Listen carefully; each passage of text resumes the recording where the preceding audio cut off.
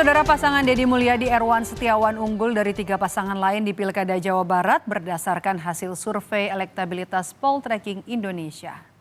Pasangan Deddy Mulyadi Erwan Setiawan menempati posisi teratas berdasarkan survei elektabilitas Pilkada Jabar yang dirilis oleh Poltreking Indonesia. Deddy Erwan yang merupakan pasangan calon wakil gubernur nomor urut 4 ini unggul dari pasangan Ahmad Syaihu Ilham Habibie di posisi kedua.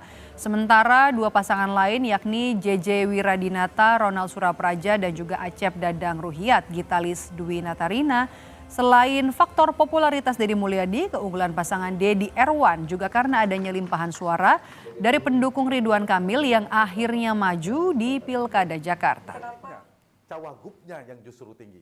Satu, faktor Deddy Mulyadi tentu memiliki tingkat keterpilihan yang tinggi, tadi popularitas tertinggi karena paling siap bertarung di Jawa Barat. Yang kedua, basis Ridwan Kamil itu terkonsolidasi, mendukung bermigrasi ke Deddy Mulyadi. Itu disebabkan mereka berasal dari koalisi yang sama, yaitu Koalisi Indonesia Maju, dan itu tergambarkan simetrisnya pergeseran dukungan kecenderungan pemilih Ridwan Kamil bergeser ke Deddy Mulyadi.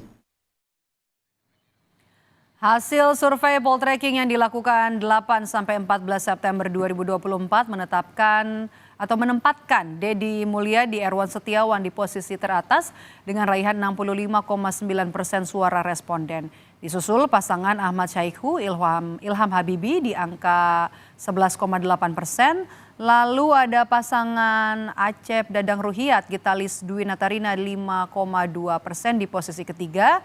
Di posisi keempat ada pasangan JJ Wiradinata, Ronald Surapraja 2,9%. Dan kemudian indikator politik juga sebelumnya merilis hasil survei elektabilitas pasangan calon pada Pilgub Jawa Barat untuk periode 2-8 September 2024. Hasilnya pasangan Deddy Mulyadi Erwan Setiawan meraih elektabilitas paling tinggi dengan raihan 77,81%. Kemudian disusul posisi kedua Ahmad Syaihu Ilham Habibie 10,98%. Dan ada pasangan Acep Dadang Ruhiat, Gitalis Dwi Natarina dan juga JJ Wiradinata, Ronald Surapraja yang berimbang di angka 2,24%. Kemudian seperti apa peta politik pemilihan gubernur di Jawa Barat? Lebih lengkap kita bahas di Rumah Pilkada hari ini bersama dengan Guru Besar Ilmu Politik Universitas Padjadjaran. Ada Prof. Muradi. Prof, halo, selamat sore.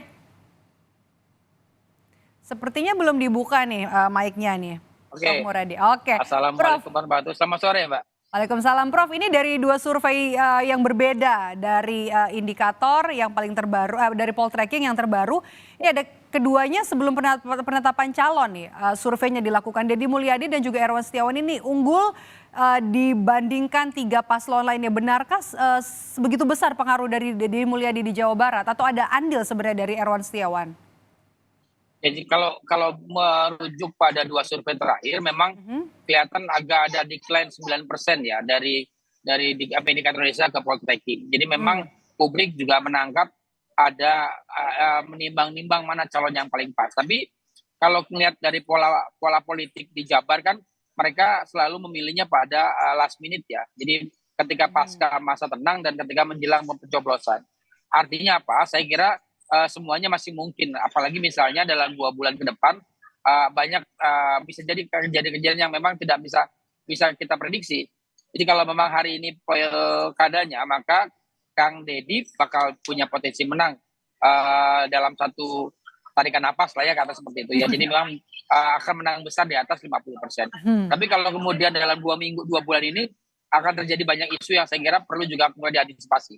Isu yang pertama misalnya soal tagline ya, tagline dari Kang Deddy itu kan sama dengan tagline waktu beliau ada di Purwakarta. Purwakarta istimewa, kemudian sekarang Jabar istimewa. Sementara ada hal yang kebaruannya memang sebenarnya tidak terlalu jauh karena ada 3 hal yang saya kira perlu diperhitungkan. Pertama soal perluasan Jakarta ya, yang akan melibatkan Cianjur dan sebagainya. Kedua juga soal akses infrastruktur yang Priangan Timur, terutama juga menjawab isu itu belum menjawab dengan dari 4-4-nya. Yang ketiga, ini berkaitan soal bagaimana kemudian hubungan antara Jabar dengan pemerintah pusat. Tiga ini ada dalam skema visi misi, tapi tidak terlalu eksplisit. Itu yang saya kira perlu kemudian diperlihatkan. Nah, kalau kemudian apakah Kang Erwan punya potensi menambah suara? Tentu saja ada, hanya memang ada Nggak wilayah signifikan. sebenarnya betul. Ada wilayah yang saya kira tidak bisa kita lihat secara detail ya, misalnya soal Kang Erwan itu kan ayahnya itu kan dedengkotnya Persib ya. Ini juga bisa ngambil suara lumayan, hampir sekitar 900.000 sampai 1 juta suara. Kalau memungkinkan itu dilakukan ya, ada picking dan sebagainya. Tapi apakah bola dengan politik itu sama, itu yang perlu didiskusi lebih lanjut. Karena ini juga menyangkut soal kenyamanan para bobotoh ya terutama. Karena memang ini juga mereka masing-masing punya afiliasi politik sendiri, termasuk di dalamnya misalnya para petinggi itu sendiri gitu, Mbak. Oke, ini juga jadi menarik ya kalau kita bandingkan elektabilitas dari calon gubernur dan juga calon wakil gubernurnya, terutama yang di detik-detik akhir atau last minute baru mendaftarkan ke KPU. Nah, kalau kita lihat di sini dari hasil poll tracking, Deddy Mulyadi elektabilitasnya calon gubernur adalah 65,4%, ya kan? Saihu 11,4%. Acep Adang Ruhyat 4,3%, sementara Jaja Wiradinata ini 2,9%, ya, ini juga ada di layar televisi. Nah, kalau kita bandingkan dengan calon wakil gubernurnya, elektabilitasnya ini sebenarnya ada beberapa calon wakil gubernur yang jauh lebih tinggi elektabilitasnya begitu dibandingkan calon gubernurnya. Erwan Setiawan ini 20%, kemudian Ilham Habibie 16%, Gita KDI 7,9%, sementara Ronald Surapraja 7,2%. Nah, kalau Ilham Habibie, Syaihunya sendiri kan 11,4%, sementara elektabilitas seorang Ilham Habibie calon wakil gubernurnya 16,6%. Ini ada tiga calon wakil gubernur yang elektabilitasnya jauh di atas wakil gubernurnya. Ya normal sih, kalau saya kira memang dari politik hari ini kan, kalau Kang Deddy kan udah hampir 3 tahun ya, mulai YouTube, kemudian mulai banyak belusukan dan sebagainya. Jadi kalaupun orang kemudian mengenal beliau, misalnya kasus Vina terakhir sampai hari ini, bahkan beliau masih mengawal kan. Artinya memang kalau kemudian suaranya jauh lebih tinggi dibanding calon wakil gubernur, saya kira oke. Tapi kalau untuk Saihu dan juga Ilham? Iya, Kang Erwan sama Ilham ini kan unik. Kenapa? Karena Kang Erwan itu kan, ya tadi saya bilang, betapapun mungkin orang akan memisahkan Persib dengan beliau ya, tapi orang secara politik dia akan terpengaruh, terutama andil bapaknya dalam membesarkan Persib. Itu poin pertama. Yang kedua, Ilham itu kan secara prinsipil di bawah bayang-bayang almarhum ayahnya juga. Tapi Ilham itu punya kecenderungan kemudian diterima secara politik di Jawa Barat. Kenapa? Karena karakter yang lebih intelektual dan cendekiawan yang mungkin membuat pada akhirnya bisa diterima secara terbuka. Nah, kalau kemudian wakil dari Kiai Acep Adang misalnya, itu juga kemudian punya kecenderungan yang memang pada akhirnya memberikan stimulasi. Tapi sekali lagi Mbak, kalau kita lihat survei bandingkan antara indikator Indonesia dengan poll tracking, itu ada suara 9% yang kemudian tersebar di yang turun ya, dari Kang Deddy dari 76% ke 65%. Bayangin coba, itu ada 2 suara yang agak berbeda. Makanya saya kira dalam waktu 2 minggu ke depan, suara itu akan turun juga ke calon yang lain. Kenapa? Karena seiringan dengan misalnya teman-teman calon-calon tadi melakukan kampanye dan menuju ke wilayah-wilayah tadi. Betul. Jadi memang pada akhirnya saya prediksi kalau tidak dijaga betul, maka suara Kang Deddy akan longsor pelan-pelan itu. Akan turun pelan-pelan, kemudian tersebar ke 3 suara. Terutama misalnya yang jadi calon kuda hitam yang saya kira adalah Mas Saihu dengan Ilham Habibie. Ini jadi menarik juga ya kalau kita lihat survei elektabilitas berdasarkan partai politik yang dirilis oleh poll tracking. Ini yang menarik adalah dari PKS sendiri. PKS ini kan mengusungnya Saihu dan juga Ilham Habibie. Ini angkanya juga memang cukup tinggi, 53,6%. Tapi yang menarik adalah untuk PDI Perjuangan itu suaranya malah beralih untuk Deddy Mulyadi dan juga Erwan Setiawan. Termasuk juga Partai Nasdem yang harusnya mendukung Saihu dan juga Ilham Habibie. Ini justru memilih pasangan lagi Deddy Mulyadi dan juga Erwan Setiawan. Apa yang terjadi? Kalau begitu di Jabar, besarkah faktor figur dari Deddy Mulyadi? Pertama figur, yang kedua karakter pemilih Jabar memang agak unik, Mbak. Misalnya begitu, mereka kerap kali misalnya menyembunyikan pilihan Di survei-survei sebenarnya. sebelum hari H ya. Betul. Oke. Karena memang mereka akan menunggu misalnya kampanye, kemudian menunggu juga misalnya apa yang ditawarkan, dan menunggu ada misalnya kemungkinan misalnya ada tawaran yang jauh lebih konkret. Nah ini saya kira orang akan melihat bahwa kalau secara literal politik hari ini ya memang calon itu yang menang ada Kang Deddy, tapi dalam 2 bulan ke depan ini saya kira kita perlu betul mencermati betul sebaran suara dari posisi Kang Deddy ke calon lain, terutama misalnya sekali lagi saya agak mencolok kuda hitam itu adalah di posisi Ahmad Saiku dengan Saiku. Nah, jadi memang pada posisi ini yang saya kira perlu diperhatikan. Terutama misalnya saya catat ada 3 isu loh, Mbak.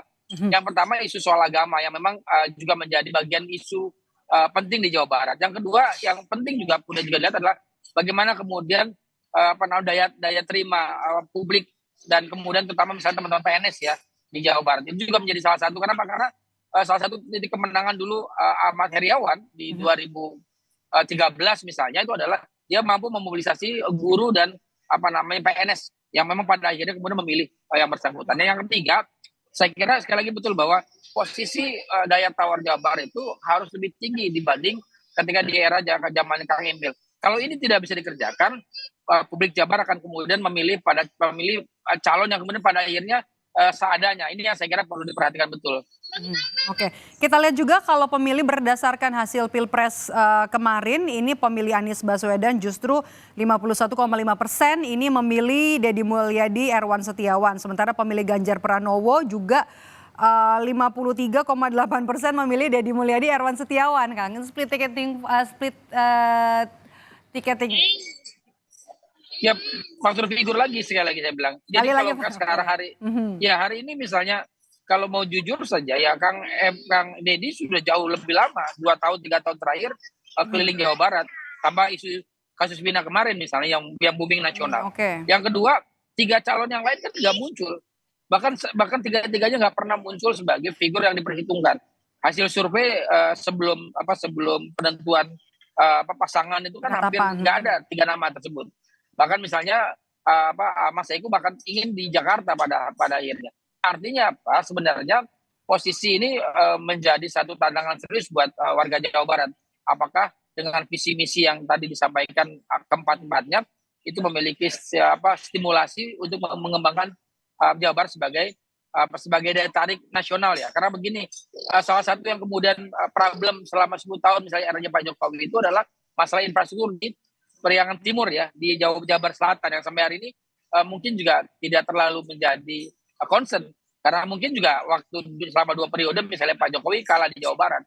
Nah kalau misalnya kemarin Pak Prabowo menang, kemudian juga misalnya ada perubahan ya, ada peta perubahan Anda lihat ya, peta persebaran suaranya akan berubah. Persis, maka kemudian saya kira ada stimulasi juga untuk mendorong proses pembangunan infrastruktur yang dibangun di Jawa Barat. Terutama misalnya sampai hari ini misalnya tol Periangan Timur ya dari Cilenyi ke Periangan Timur itu kan belum jadi.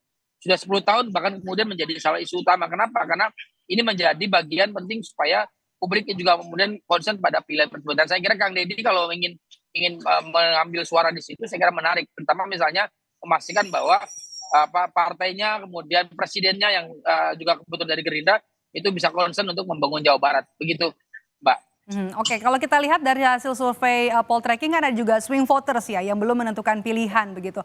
Apa yang kemudian bisa dilakukan oleh ketiga paslon yang saat ini raihan suaranya dari hasil survei masih jauh di bawah pasangan Deddy dan juga Erwan. Apakah dengan waktu yang singkat untuk kampanye bisa mengejar elektabilitas dari pasangan Deddy Erwan? Ya, memungkinkan, tapi ada 3 hal yang perlu diperhatikan. Pertama, memang nggak mungkin kalau hanya figur saja. Artinya tetap butuh mesin partai yang bekerja. Yang kedua adalah korelasi antara calon gubernur dengan calon wakil gubernur calon gubernur dengan calon bupati dan wali kota. Ini bisa kemudian memudahkan masing-masing bisa melakukan proses politik yang bisa saling memenangkan. Nah, yang ketiga, ini juga mungkin juga penting buat dilakukan adalah mengefektifkan jejaring Gen Z ya dan juga kemudian jejaring sosial media. Dari 3 ini saya kira akan paling tidak kalau di Jabar itu melek medianya kan sekitar hampir 95%. Artinya memungkinkan untuk kemudian mengambil sisa suara yang memang belum memutuskan memilih dari 4 pasangan tersebut gitu. Oke. Salah satu strategi adalah bisa lewat program ya, karena 4 nama yang ada yang maju di pilkada, bertarung di pilkada Jawa Barat, nama-nama baru, tidak ada petahana, sudah ditinggalkan oleh Ridwan Kamil. Kira-kira program apa, program prioritas apa yang perlu disasar supaya bisa menggayat hati para pemilih, Prof? Yang utama sebenarnya di infrastruktur sekali lagi. Saya bilang dari awal infrastruktur apa, karena integrasi antara Jabar Selatan dengan Jabar di tengah ya, Jabar Tengah dan kemudian Jakarta itu juga menjadi salah satu problem sendiri. Hari ini misalnya kita punya akses misalnya dari Jakarta ke Sukabumi, tapi dari Jakarta ke misalnya ke Ciamis ataupun ke Pangandaran masih butuh 8 jam. Artinya apa? Ini menjadi salah satu poin penting keluar masuk barang dan jasa. Kenapa? Karena titik kulminasi di situ. Yang kedua, saya kira juga menjadi penting untuk dilakukan adalah membangun karakteristik sumber daya manusia. Kenapa? Karena Jabar ini pelan-pelan juga akan dikurangi, banyak orang pindah pabrik dan segala macam. Itu yang saya kira tugas dari gubernur terpilih untuk memastikan, meyakinkan investor untuk tidak pindah, untuk tetap kemudian di Jabar dan menjadi stimulasi adanya pekerjaan baru ya. Lapangan kerja baru yang memang pada akhirnya membuat masyarakat Jabar setidaknya misalnya itu merata dalam konteks kesejahteraan. Oke, apakah termasuk juga wilayah Pantura Jawa Barat yang agak kurang dilirik lah oleh pemerintahan sebelumnya? Kalau kita ke Pantura, justru sekarang saya kira jalan di Pantura itu kan jadi sepi. Jadi sepi, jadi kemudian tidak bisa memberikan aset baru. Saya kira ini menjadi menarik. Kenapa? Kalau memang Pantura itu mau digali lebih dalam, lebih luas, maka investasi untuk pengembangan Pantura jauh lebih besar. Katakanlah misalnya sekarang kalau kita menuju dari mulai Jakarta kemudian ke Bekasi, ke Karawang, sekarang sudah ke Subang ya. Saya kira pengembangan ini akan makin ke timur. Ada Subang, ada Indramayu dan sebagainya. Di Indramayu ada Balongan, ada Pertamina di situ. Kemudian Cirebon juga relatif ramai pelabuhannya kalau kita melihat dinamika perekonomian di sana. Tinggal bagaimana mengintegrasikan. Nah, tugas dari pemerintah gubernur baru adalah bagaimana mengintegrasikan antara Pantura, kemudian Jabar Tengah, juga Jabar Selatan untuk bisa sama-sama menjadi mendapatkan keuntungan ataupun kesejahteraan dari pilihan gubernur yang akan datang. Sebaran pembangunannya merata begitu ya untuk semua wilayah di Jawa Barat. Baik, terima kasih sudah memberikan ulasan hari ini di Rumah Pilkada Guru Besar Ilmu Politik Universitas Padjadjaran, Prof. Muradi. Sehat selalu, Prof.